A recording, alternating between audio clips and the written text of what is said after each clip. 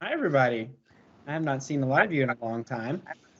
Um, I have a little connection activity. Kentucky is plagued like the North right now with a lot of snow. So if you will drop in the chat, um, if you are a snow fan or not a snow fan, um, that'll be our little connection activity getting going today.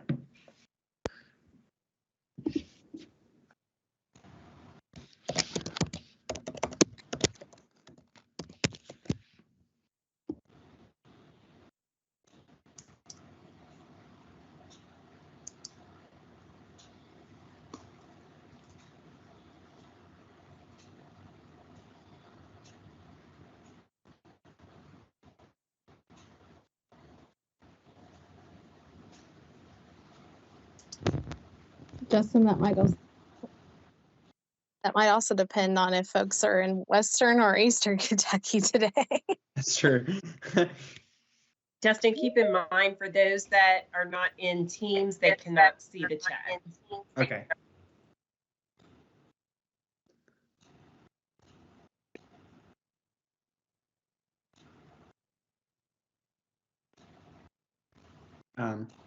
Yeah, I'm out of school. We were out today, and now we're out tomorrow, and we're playing the fun NTI game. I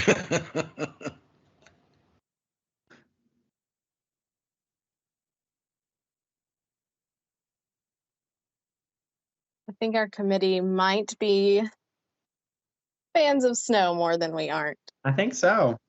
Remind me if we ever take a committee outing that we'll go up instead of down. Well, that might come into play here later on in our meeting as we plan for a February or March site visit. So this will be something to note. Will allow. Well, snow or no snow, thanks, Justin, for the connection there. I will share my screen for us here. We do have a few slides just to guide the conversation today and walk you through our agenda. And thanks for your patience. I'm having a little bit of technical difficulty with my audio through my computer. So if things get a little echo, it's because I've accidentally turned on my mic on my computer and I'm trying to use my phone for the audio. Are we okay with our screen here? Wonderful. Well, if you haven't noticed, Justin and I are proud to support you today through our meeting. Karen Perry, my wonderful co-facilitator, is out today with a district obligation, and so she would love to be here with us, but is supporting schools and districts across our state. And we just want to come together today to, one, be back in this virtual space because it has been a while for us. Believe it or not, I believe the end of September was actually the last time that we were here in this virtual meeting space. And we'll talk a little bit about where we've been since then. In October, we met asynchronously, if you recall, through a series of activities that got us to a point where we had recommendations and ideas that we brought forward to the November Cool Council meeting. And we brought those moonshot drafts and proposals to the group to consider at that time. So October, we held our work asynchronously, and then, of course, met in November for the full council convening. And December saw a break during the holiday season due to our members' availability. So we're so glad to be back in a space to see you all virtually. And that bridges very well to a conversation later in our hour together, talking about where we might want to meet up in person to learn more from sites across our state. So just wanted to talk a little bit about where we've been, bringing us back together in January. We'll do a roll call here in just a second, and that takes us into a cross-committee update from our Accelerating Innovation Standing Committee, who's recently met and done some incredible work to guide us in next steps of thinking about some of our systems of systems conversation and what local assessment and accountability can look like through this transformative vision that we've created together. We'll discuss vibrant learning, our kind of where our definition is now that we voted on it in committee and talking about next steps for that definition. We'll plan those spring site visits. This was something that was brought up in our time together in person in November. So we'll just begin to explore today what might our learning over those site visits look like, and where might we want to do that learning. And then at the end, we'll kind of wrap up with proposals for what is next for our team. Are we interested in pursuing possible joint committee meetings and collaborations more intentionally? And what do we want our time together to look like leading us up to an April convening? So I am going to take my screen down one more time, and I apologize because we're going to pull roll call here as we're working. As I say your name, if you'll just come off mute briefly to note that you are here. Justin Dunning. Here. Nisha Ayana. Rachel Albright. Here. Danette Baker. Radar Barnes. Penny Christian. Present. Susan Sintra. Here. Robin Cochran. Here. Carmen Coleman. Alfonso de Torres Nunez. Ann DeMott. Susan Dougal. Here. Rayma Dutt. Holly Elmore. Here. Travis Hamby. Amy Harris. Mike Hesketh. Rhea Eisenberg. Sayana Mesfin. Julie Monarch. Jordan Pack. Here. You, Lynn Petrie. Karen Scheiden. Rob Smith. I am here. Rayshawn West. And Carrie Here. Wilkerson. Oh, thank you. Carrie Wilkerson. I'm here. And I am thinking this is not totally up to date with a few of our new members. Have I missed somebody? Kathy House is here. Hey, Sarah. And Carmen Coleman is here too. Thank you. And I see Miss Kim Parker Brown on here as well. Yes, I'm here. Okay, great. Thank you all so much. If anyone else pops on, we'll go from there. Thank you all. All right, so we are going to jump right into some cross-committee updates, really focusing here on our friends from AISC, the Accelerating Innovation Committee, and we have a few folks on, but I'm going to turn things over here to Andre, a friend who's been with us before, to talk about our systems design and just hear a little bit more about what their committee has been working on. Yeah, thank you so much. Hello, this is Andre. I hope you can all hear me. Yeah, can I get a quick thumbs up from someone? Yeah, oh, great. I love it. So I'm Andre Rupp. I'm from the Center for Assessment, and I'm here with my friend Jennifer Stafford from the Kentucky Department of Education. And I'm here on behalf of the Accelerating Innovation Committee. And so as a reminder, that's Kathy Stovall, who is our current chair, Suzanne Farmer, who is our vice chair, and then we have Susan Lyons, who is also technical co-facilitator, and Laura Pensino, who's from our shop, the Center for Assessment. So together we are the leadership team, and then obviously we have about 15 plus members in our committee. Yeah, I want to talk to you a little bit about the history of our work and where we currently are in our thinking, and then some specific opportunities in which we can work together across our committees. So what's this graph? This graph is one that we've used in our committee in advance and during the Cool Council convening that we had in the fall. And it was to get our members to think about the different kinds of considerations that we all really bring to the table and have to think about as we are thinking about a redesign of the Kentucky assessment and accountability system, specifically the accountability system that gets currently foregrounded. And so the idea here was that there is different levels to think about. The top level is aspirational statements. So this is our system aspirations as expressed in, for example, the United We Learn report or the moonshot. So typically broad, directional, value driven. Then there's this idea of a design principle. I'm going to come back to that in just a second because you actually can help with those. This is sort of these principles that have to be adhered to or to which the solution and the process have to be aligned with. And this doesn't say what the solution is, it just sort of lays the foundations on the table. Then there's essential features, and this is this idea of like, what are the must-haves, what are the nice-to-haves, what are the things that you could maybe live without? And again, not necessarily within direct implementation.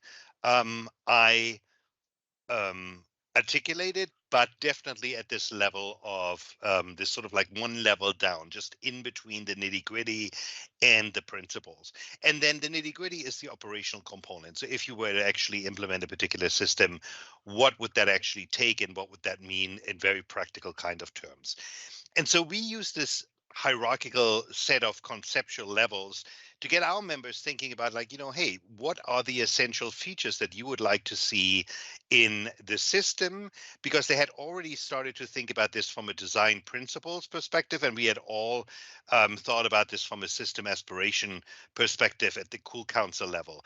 And in many ways, you have to toggle back and forth between these anyway as you sort of starting to think through different kinds of ideas. And so we did that during the Cool Council convening in the fall. And what came out of a variety of discussion, to get right to the point, is that our members ended up preferring this idea of a menu of options as an entry point for thinking about the accountability system redesign. And so the idea here is to take the sort of menu of options that currently exist for the post-secondary readiness indicator at the high school level and sort of like translate that idea into a menu of options at different points in the educational pathway, starting with elementary school, middle school, and then also connecting that to the high school space, focusing specifically on a menu of options for lifting up local solutions for vibrant learning experiences. And the evidence then that we might have for maybe components of implementation, outcomes for learning, other kinds of positive, ideally systemic results. And so that is where our members landed, and that is where we are currently working towards. And we've been asked as a committee to move this process forward from that perspective. And our approach, obviously, is we know that this isn't something, that we would do by ourselves. And certainly accountability system solutions shouldn't be driving educational solutions. So we know that you guys are all working on in many ways, the most foundational part of the educational system experience overall, which is bringing vibrant learning experiences into reality at the local level.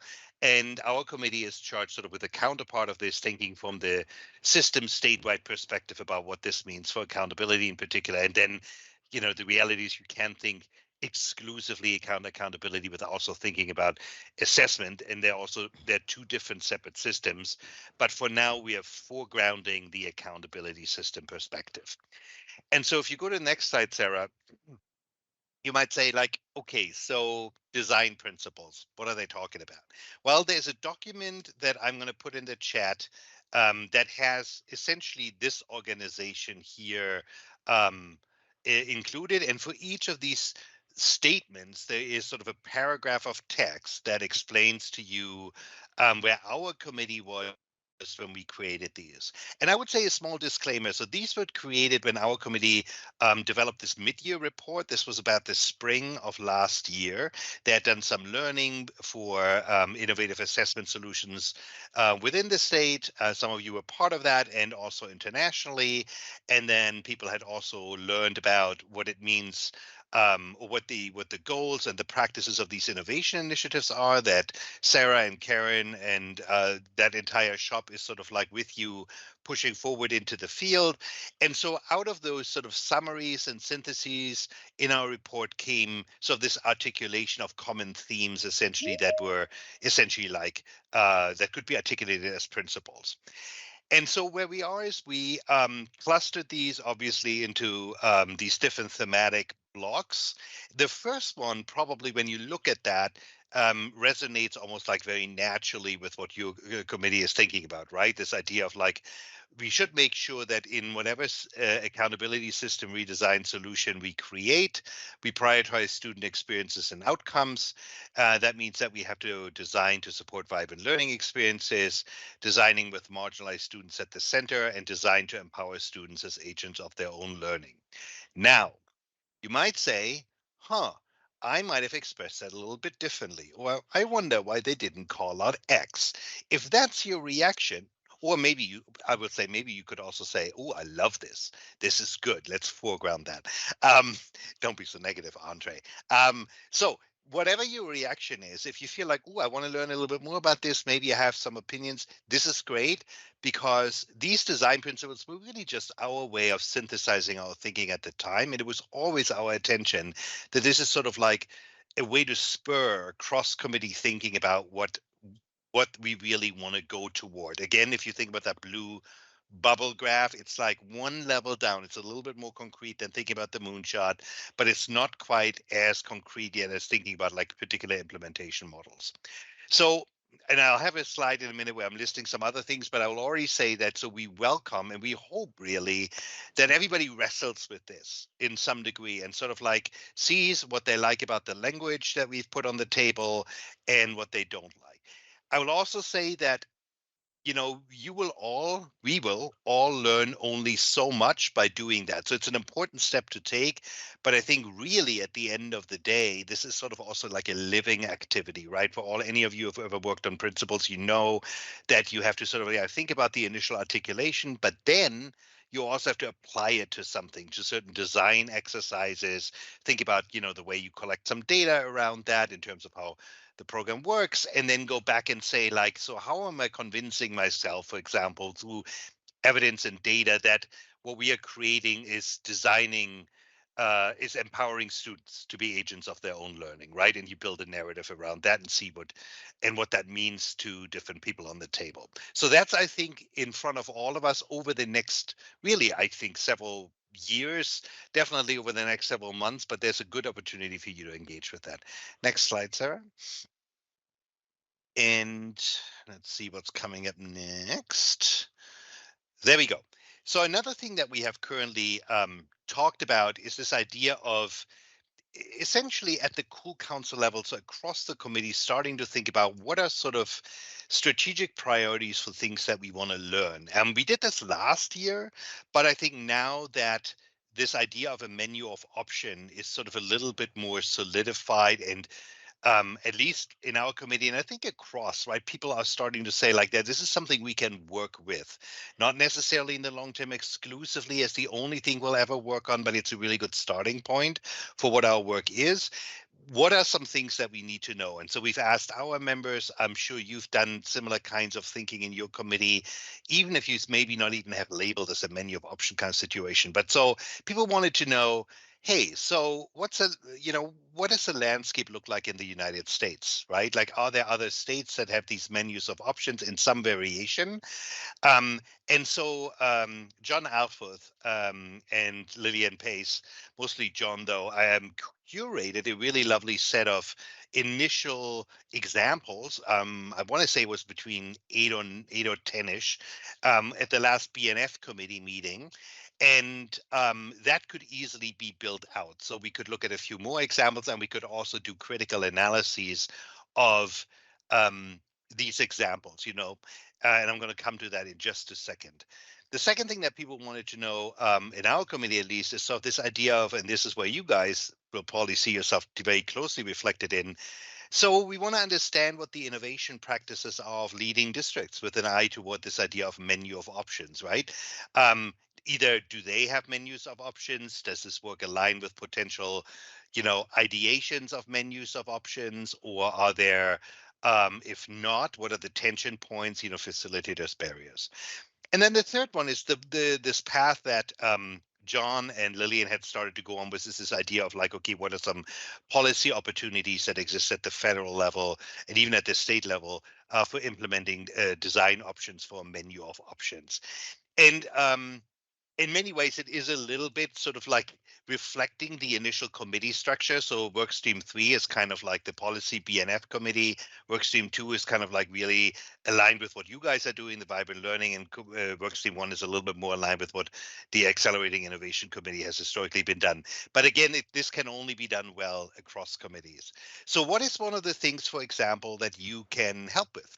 Well, before people go out and they collect information, you probably know from your own professional life that if you start collecting information, you need some kind of framework to stay sane and to know what to pay attention to and what to extract and at what level. So one thing we should start to agree on, or at least discuss, is what is the framework that we're going to be using in order to learn about these examples, whether it's the critical analysis of what other states are doing, or whether it is, for example, how the innovation practices in leading districts are being implemented and evaluated. And so what you see there at the bottom is just a starting bullet pointed list of the kind of questions we might want to ask. I picked here the ones that are specifically aligned with the work that you guys are doing. So, short descriptions of how the solution collects a menu of option, some contextual factors or key rationale that made the districts pursue this particular approach that they have.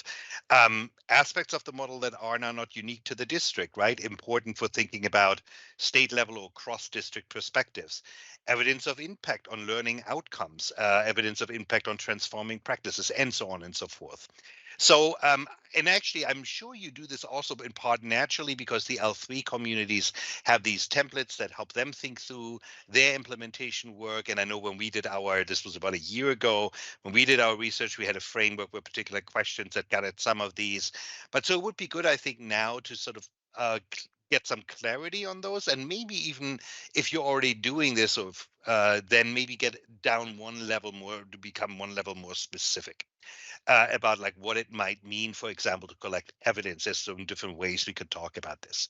Last slide, and then I'll stop. Yeah, so this is just 4 ideas, two of which I've already mentioned, in which we could collaborate across the committee boundaries, right? So we have the design principles. What could be done with this? So you could review the current draft, which means that you could suggest additions and revisions, and then you could also keep your eye on this, and we can collectively, as a cool council, sort of revise these over time. You don't want to fiddle with them like every day, but maybe every 6 months or so to kind of revisit, or when there's a sort of a development that is something's being proposed, something is being moving forward toward implementation, we can sort of like determine that. The learning agenda. So this idea, what I just presented, identifying priorities for what is important to learn about under this framing of a menu of options, and then also, what are the aspects that you're interested in learning about. Then there's something about like technical quality. We sort of like dabbled with this across our committee boundaries about like saying, hey, so if I want to learn something, for example, about how different districts implement defenses of learning, is there some questions that we can ask them about how they go about this, that where we could ask the same question to everybody, maybe through the co-ops, maybe through the deeper learning leads, that is TBD, but I think there's some ways in which that can be systematized. And then I know Sarah, you and Karen with your committee have played around, and we've played around with this idea of a systems bank. And I think it's really 2 pieces. One is this sort of a data-driven architecture for sharing quantitative, but maybe also some qualitative evidence. And then there's this other piece to it, which at least we've heard from our committee members that they like, which is really sort of this web space of resources of various kinds that really help guide educator practices and implementation. And those are really, there's sort of conceptually related, but actually if you start building this out in practice, you have to think about, in many ways, very different kinds of things, because in terms of data access, information management, and all of that. So I think there's a really nice way in which you can help or we can work on this together. And I think in particular, my guess would be the resource space would be something that you would probably really have a lot of things to say about. And we can, for example, we could move forward a little bit the data based connection. All right, Jennifer Stafford, anything that you want to throw into the mix that I didn't cover here? No, nothing additional, Andre. You did a wonderful job as always. I will put in the chat for our members. I'm sorry. I think I hit mute instead of enter. Yeah. I've put into chat the link to our midterm report that we have presented. Those have the design principles that are at the top of these collaboration ideas. So you can get a sense of where the Accelerating Innovation Committee landed in the distillation of the research. So the members and we took a lot of time to do research both inside and outside of Kentucky, looking at different accountability models, and they pulled forward what was of high interest to them into this report. And then the design principles, Andres put those, we pulled those design principles out into a smaller document. So that gives you two resources to view, to look at, to see where the Accelerating Innovation is currently thinking. Jennifer, if you don't mind, got to join your all's team last week during your meeting. And I think the way that you shared and shed some light on what we kind of how to wrap our head around this menu of options idea with what we already have in place with Kentucky's graduation requirements, I think that might really help some of our team members think about that in a way with something that they might already be familiar with. Great, thanks, Sarah. Happy to discuss that. So currently in the accountability model that we have in place right now, there is an indicator called post-secondary readiness. And the indicators are legislatively mandated through Kentucky's revised statute. And there is what they call an exclusive list. The post-secondary readiness indicator is at the high school level, and it allows the students to work with their districts on the options that they want to choose to demonstrate that they are post-secondary ready. So in that, the students have the option of being either demonstrating they're academic ready or they're career ready. In the each of those different categories, then there are different ways in which they can demonstrate readiness. For example, in the academic readiness, there is the ACT, there are college readiness exams, such as the Coyote, there are international baccalaureate tests that they can demonstrate. They can also use dual credit classes to demonstrate advanced placement classes that they can take, and then the associated exam with the advanced placement. Over in the career side, if the students are more interested in the career aspect, then there are, again, a variety of options that they can utilize to demonstrate readiness, such as end of program assessments, there are co-op, there are internships that they can complete, and there's parameters around each of those, both within the career and the academic pieces, that the state has set the parameters of that, and the students have to demonstrate that they've met those requirements to be considered post-secondary ready. So much like the menu of options for what we're looking at, a possible exploration of that into the accountability system would be a different type of indicator with a menu of options around local assessment or accountability pieces, such as the demonstration of vibrant learning experiences, such as a portrait of a graduate or defenses of learning, or we've talked about a backpack of skills. So there are many opportunities for students to, again, have decision making within those, and we're looking at exploring what other opportunities are out there that the students could then demonstrate that they've had these vibrant learning experiences and they've attained a measure of a new indicator.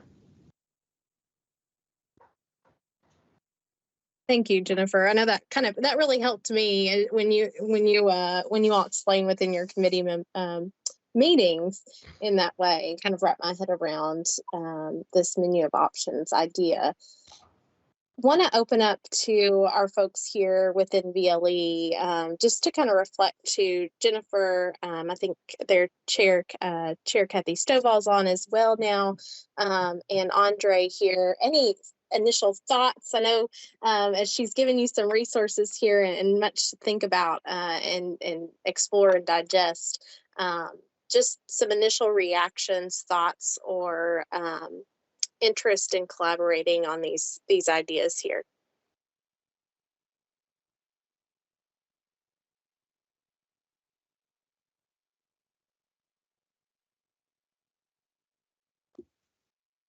Sarah, this is Susan Dougal. If you'll go back to the design principles slide, I remember seeing these at our cool convening in person, and we got to see those at the end and talk a little bit about those. I do like how they're organized because the three themes really bring together the three standing committee and the three parts of the whole cool vision. What I'm wondering, have you all discussed, and you know more about design of assessment and accountability than I do, but it seems like a lot of principles. When we get to the design phase, if we're going to follow all of these, or must we follow all of these design principles? Because I do think they're all important when I read through them. Do you all see these as too many? Is there a way to combine, or do they need to be separate in order not to water down the principle? Just wondering.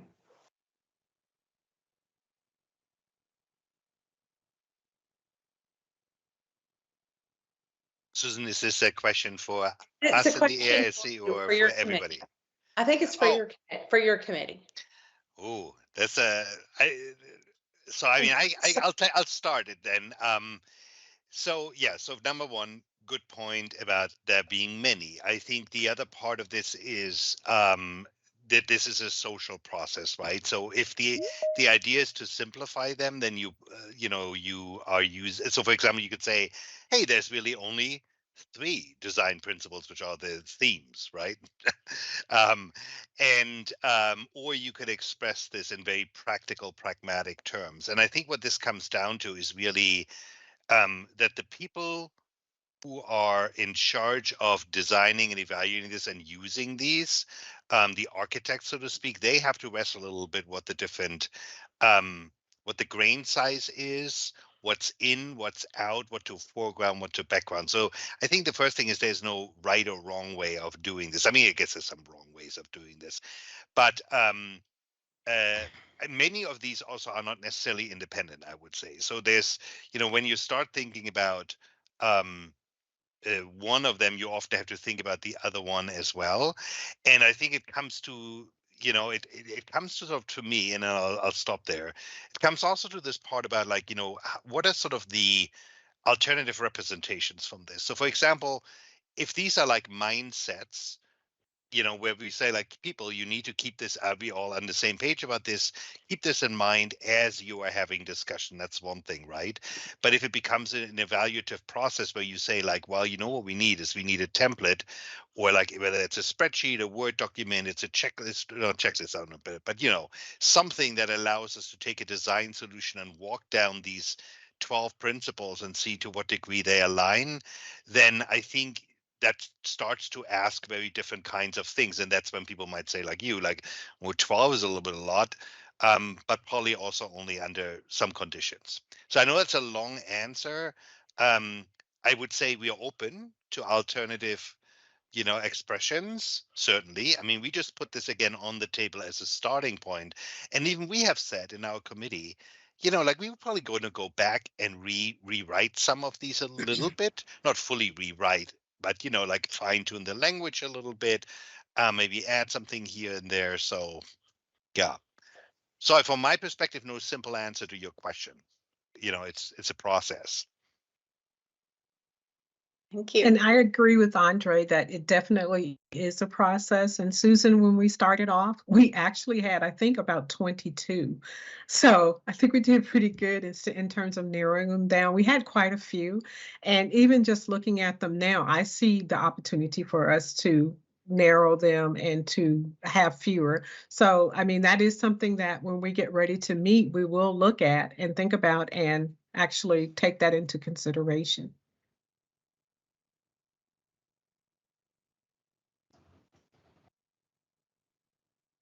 Well, thank you all so much for sharing. I think the resources, Jennifer, that you dropped, and Andre in the chat, the mid-year report that you mentioned that will kind of dive deeper into these principles will certainly be something I think members will be interested in reading up on. And I think we can take this also into our conversations around avenues by which our team wants to collaborate across our work streams, and hopefully find ourselves with you in that space. Yes, Ms. Kim. I guess my question is, when people start these vibrant learning experiences at their schools, some of them are going to be at different levels. So when you look at these principles, I would be thinking, what would a first year or a beginner into the vibrant learning experience, what kinds of things would they focus on first? And then people with more experience on it, then how can we take these principles and apply it to what they're doing and do some improvement, maybe alleviate some things? I just think it can be used, but I think it can be used at different levels. Do you want me to take this, Sarah? If that makes sense. Sarah, Certainly, yeah. Andre. And sorry, what was your name again? I want to address you, ma'am. Kim Parker Brown. Okay, did you say Jen? I'm sorry, I'm just getting to know some people. Okay, yeah. You're asking a really good question. I think the one thing to recognize on this is that there's two underlying lenses or assumptions that are made when these were articulated. So one is that this really is at the system level. Now, system meaning the cross-district state system level, although of course at a district level you have your own system. So there's that. The second piece is that these are foregrounding a little bit the well, it is a vibrant learning, but there's also stuff in here that really has to do with accountability specifically. So that's number two. So it's so if you have a district that's sort of beginning to think about vibrant learning experiences, I don't know whether some of these things that I listed here, you'll probably think about in different ways. I wouldn't probably intuitively start with this as a starting point. I think you'll find there's some coherence and alignment between what you're doing. The first, amongst the first three, that's probably aligned with what the district is in some way trying to achieve anyway. And then in the second block, there's some things where I could imagine that this consideration about valuing the professionalism of educators, that they're thinking about what teacher professional development needs to look like, and that comes into play. similarly, to what degree are we thinking about the market, labor market needs when we're designing our experiences and designing tasks and things like exhibitions of learning and all of that. And I think there's a lot of that in, designing for transparency and trust. Other things, I think, designing to minimize opportunities for systemic corruption, meaning making sure that whatever gets put in place, doesn't, from different angles, doesn't sort of become corrupted and loses its value, and the positive value that it's supposed to have. So something you might think about, but I wouldn't foreground that. Theories of actions, and I'll stop. Theories of actions, this idea of like, we need to sort of understand what we're doing, why we're doing it, and how we're going about it, will come into play by probably in like less formal and slightly more practical terms at a district level, and certainly for beginners. So I would say, be at that level, I would be systematic but practical, but I wouldn't use a framework like this to sort of unnecessarily overcomplicate things at that stage. That would be my short answer to that. Well, my answer. Jennifer, do you want, or Kathy, did you want to add anything to that?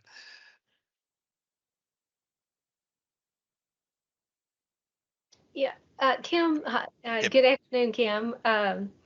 Thanks for the question. I do understand your point in the fact that as districts get into vibrant learning experiences and they're going to be in different stages of development, implementation, even exploration, because some districts have not really gone into very deeply into these different types of experiences. So I think that it's going to be incumbent upon the Kentucky United We Learn Council, and I think that's one of the possible deliverables that we have as for the CGSA grant, is to develop some resources that would help the districts in their implementation phases.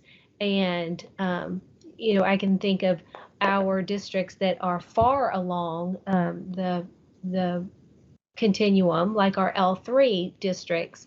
Some of them are way down the road on this, and others are not. And we're all trying to get there, and I think that we're going to try to get there together. And the more support that we can have as a community and as a state, the better that we'll all be in the end toward this system of, and you've heard the system of systems that we are exploring within the state. And so I think that, again, it's going to be a community together with co-leadership and district leaderships that can support each other. Okay. This feels right at home with one of their. I understand it. Sorry, Kim, say that one more time. I understand it better now. Okay, yeah. Yeah, because there are a lot of things, are systems within systems in districts. So I understand the components a little better with you all's explanation. Yes. So you've heard, and Sarah, I'm not sure how much time that we have here, but you've heard the system of systems. So what we're thinking is, the current thinking is that the state, like Andre was saying, we use these design principles to put in the parameters of a system, and then districts would then develop their own system. So a system, a state level system, and then the districts would have their own individual system. So a system of systems. We have that currently in the state right now, in the fact that we have graduation requirements.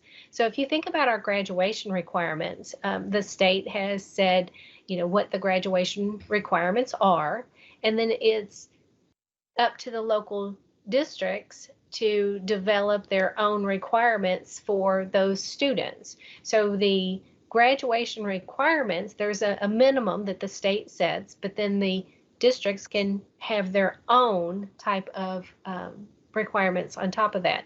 So graduation requirements are similar, but they're not the same in the districts across the state.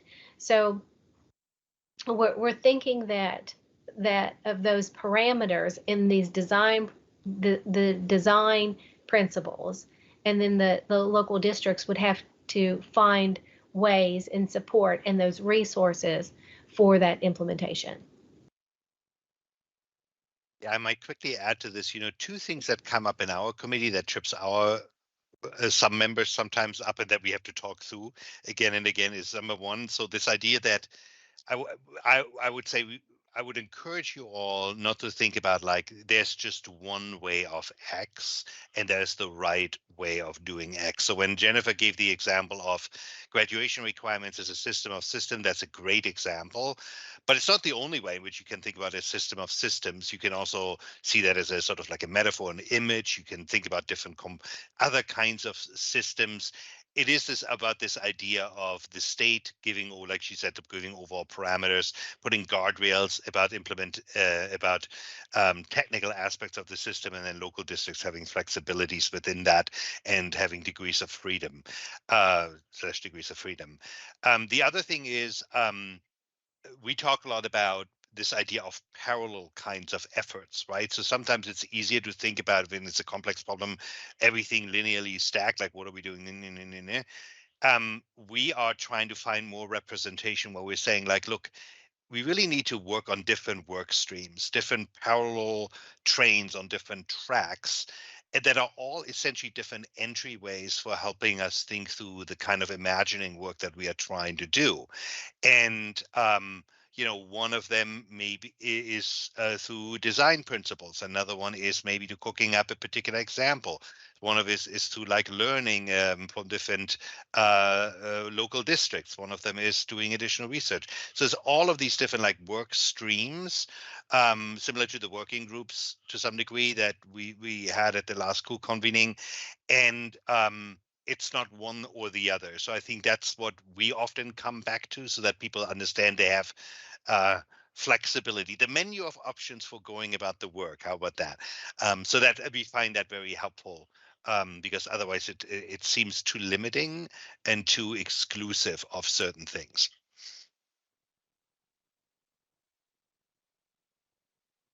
Thank you both for sharing. It sounds like our committee is very interested, Andre, Kathy, and Jennifer, in exploring this more with you all. I don't want to cut this conversation short, but also want to think about ways we can meaningfully contribute our learning to these principles. I know specifically looking at those first three and thinking about the ways that you've lifted up, Andre, and how we can contribute to the work. If we could transition here, kind of in the final bits of our meeting, I want to shore up a little bit of our thinking around where our vibrant learning definition is, because I know in that definition lie a lot of keys to advancing our work under that shared understanding of what we mean when we say these vibrant learning experiences.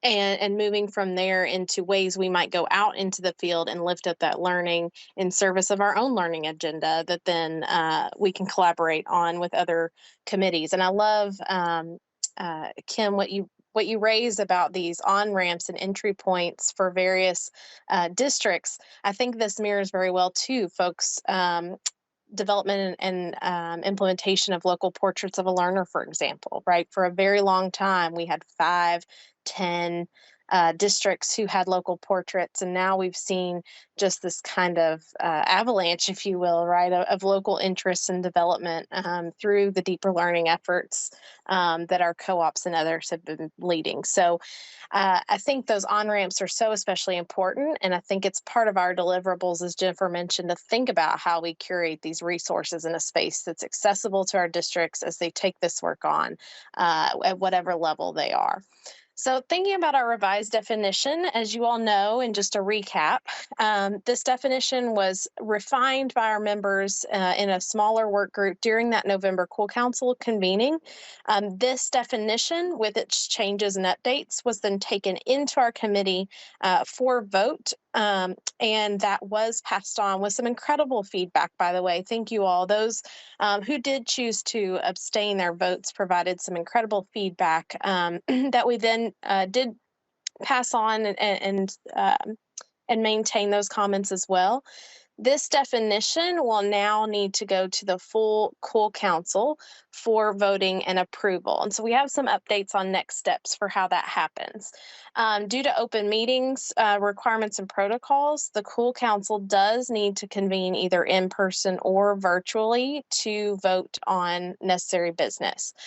So we're going to get a little bit of a 2-for-1 here in this effort. It's been proposed, and you should have an email from Karen Dodd somewhere in your inbox, that on January 24th, if members could come together for about 15 minutes to vote on 2 items, the COOL Council Moonshot and our VLE definition. So even still, as you voted in committee for our definition, you'll again be able to do that as a full council member and vote for the approval of that COOL Council Moonshot that was discussed in November as well. Just a note for a little bit of urgency here, we do need at least 28 members of the council to attend this live voting, or we'll need to find another date that works for folks. So do want to just prompt you, even if it's now, to pull up that inbox on the side, locate that email from Karen Dodd. She's given you just a few options of times on the 24th for you to note your availability. Sarah, I just put a link in the chat, Sarah, so they can do it right now if they want. Even better, Karen. Thank you so much. So please encourage you to multitask, if you will, just to accomplish that. I know Karen will appreciate it as they plan forward. And thank you all for your flexibility on coming together virtually. Just out of respect for your all's time, again, I don't think that should take over 15 minutes. If you could prioritize, if possible, a little bit of your day in that space. And with that, and making some light assumptions here on what that definition of vibrant learning could be, knowing that it's been through a couple iterations now, both going through our committee and then onto the council, wanted to propose, as you all were interested in November, in some spring site visits. We went to Marshall and Eminence last year, and I think we learned a lot and opened that up to other members of the COOL Council as well. It was really informative. I was able to go to Eminence, learn a lot, saw a lot of incredible vibrant learning experiences, and I think that really shaped how we thought about not only that definition, but those resources that we could create together. So thinking about that ask and what was surfaced from November, coming together in the spring for site visits and or a combined work session. So the idea here is twofold, and it really is based on member interest and availability. I think we're looking at 2 options. We could agree on one site, one school and or a district to tour, where we all come together in a central location and kind of split our day, a half-day visit into classrooms and a half-day work day where we kind of come together, synthesize what we learned at that site, and kind of move our work forward as a committee.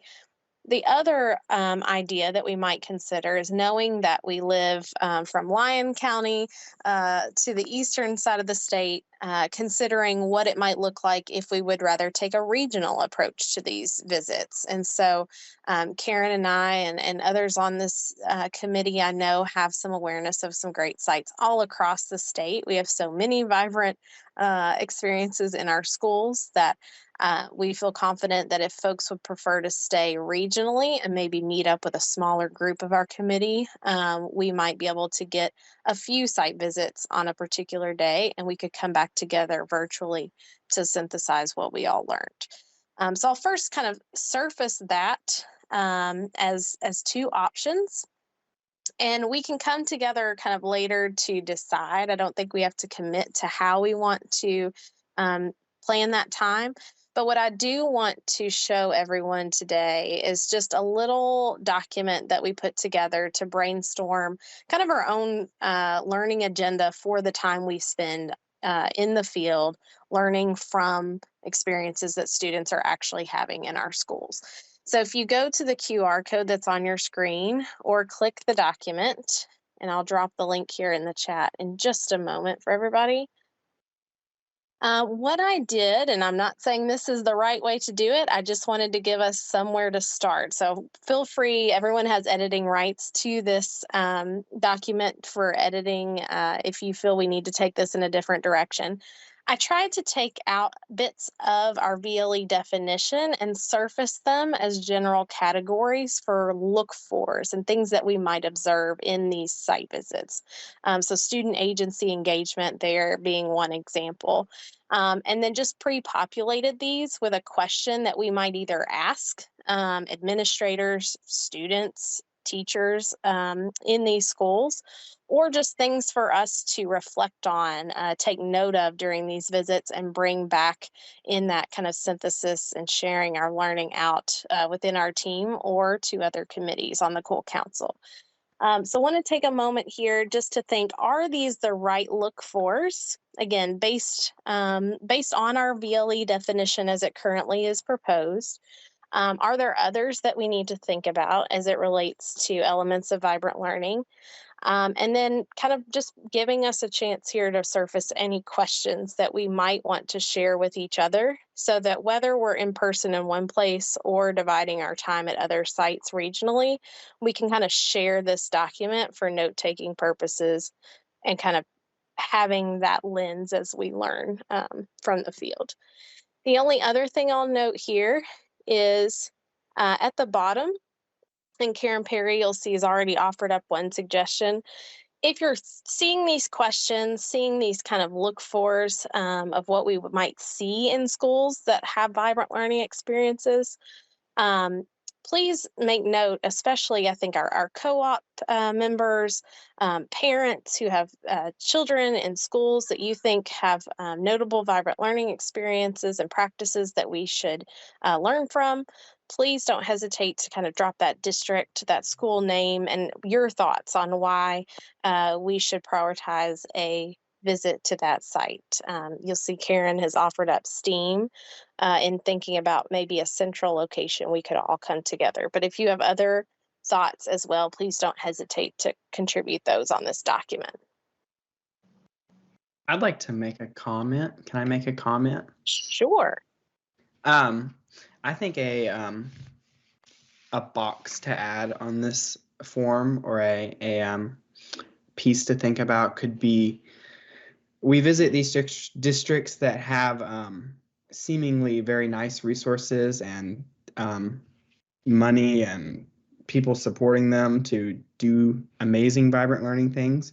But I think we have to keep in mind that there are a lot of districts in Kentucky that don't have those privileges and those kinds of resources that are available to them.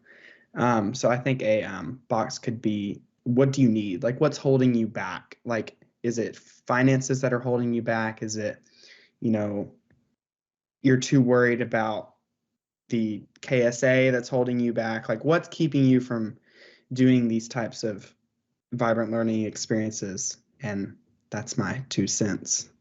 And then to go along with that, let's not completely forget about that while visiting the really nice schools, like a STEAM academy. I don't even think we have an academy in Western Kentucky, but are really good. Let's also not forget that there are a lot of poorer and smaller school districts that, while are doing things that aren't in the paper and on the front page, so to say, they're doing things that they make work.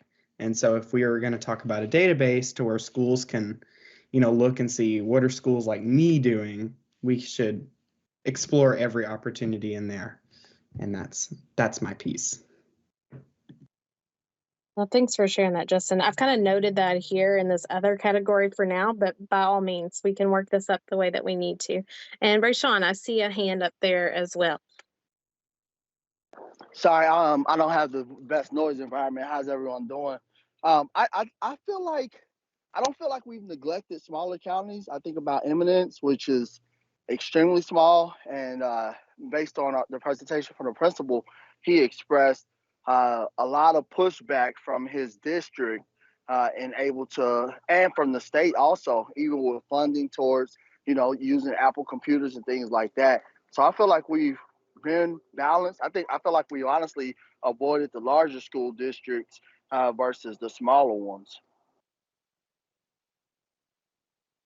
So I think both of you, what you're raising for me is thinking about maybe an emphasis on that regional approach, but in the way that we also think not just about the geographical representation, but also the kind of leveraging a variety of schools so that not everyone is going to perhaps a large urban or small rural community, thinking about really getting a variety of schools that represent kind of the Kentucky landscape, if you will.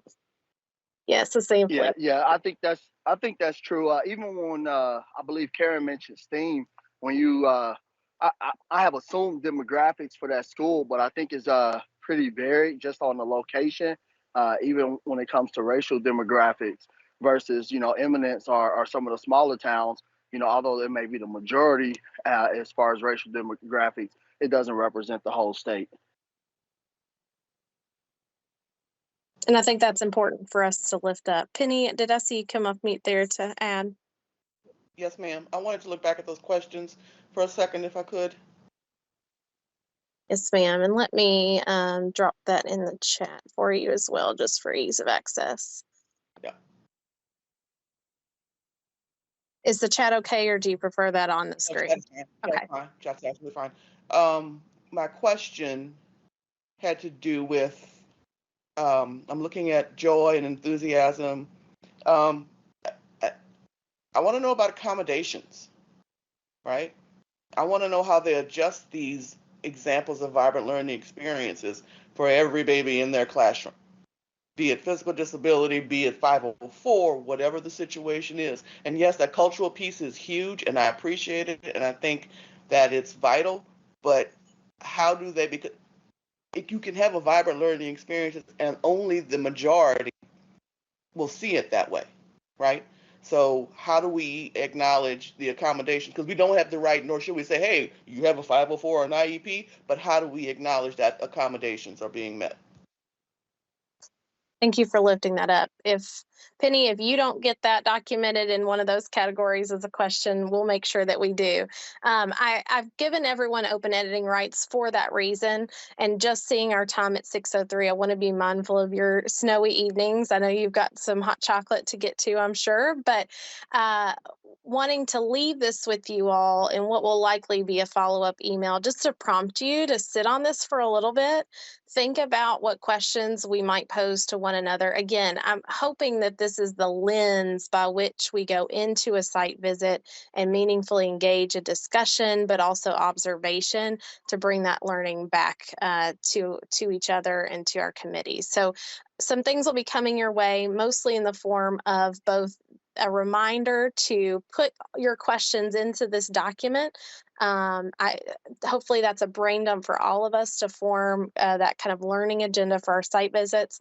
And then 2, shoring up how we want to go about those visits. It's sounding like we may want to preference a regional kind of cut across a sampling of what schools across Kentucky are doing. And then we'll move forward with how we want to come back together. So being mindful of our time, I apologize that some follow-up will be coming your way in the form of some action, but I think it'll be well worth it in making these site visits meaningful in a way that we can bring back some really powerful learning to inform the work. So thank you all so much for your time tonight. I know we didn't get to everything on our agenda, but I think we can accomplish what we need to via email. Justin, I'm going to kick it back over to you. Any last thoughts in planning for next steps? What Penny said, I know if Alfonso was here, he would tell us to pay attention to bilingual learners and non-English speaking learners. So I channel him in the back of my mind a lot in these meetings, actually. But other than that, we just please pay attention to your emails and be responding. I check mine all the time, and we actually look and take into consideration your emails back. And other than that, stay warm and have a wonderful and vibrant rest of your week.